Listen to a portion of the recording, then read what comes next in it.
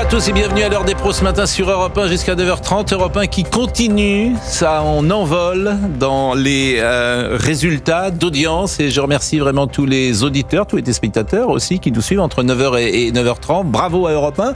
C'est vrai que France Inter est toujours devant. Je rappelle que France Inter, il n'y a pas de publicité à France Inter. Sauf pour l'extrême gauche, bien évidemment, mais il n'y a pas de publicité autrement commerciale.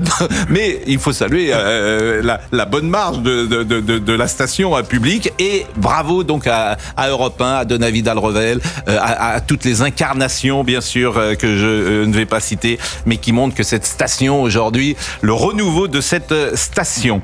Gérard Carreyrou est présent avec nous et je suis sûr que ça lui fait plaisir. Lui qui fut un membre historique de cette grande station bleue. Admettons que des assistants parlementaires attachés à des députés du Rassemblement national élus au Parlement européen aient travaillé à la fois pour Bruxelles mais aussi pour Paris, sachant qu'il est parfois difficile de séparer la mission d'un député tant les dossiers français et européens peuvent s'imbriquer. Admettons que ce soit répréhensible. J'ai envie de dire la belle affaire. Convenons en revanche de la disproportion des réquisitions du parquet.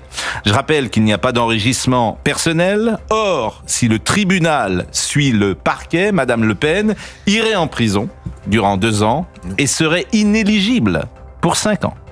Que la justice ait mis en branle cette enquête durant des mois, sous l'impulsion entre autres de Mediapart, que le procureur réclame l'inéligibilité d'une potentielle présidente de la République éveille le soupçon.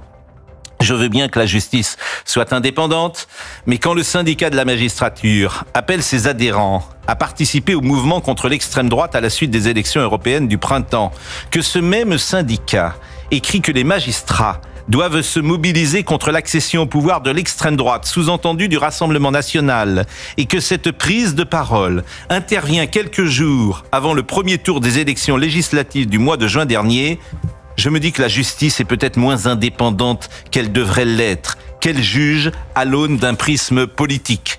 Et je rappelle que ce même syndicat de la magistrature avait appelé à ne pas voter Nicolas Sarkozy en 2012. Bref, l'ombre d'un règlement de compte politique plane sur le réquisitoire prononcé hier.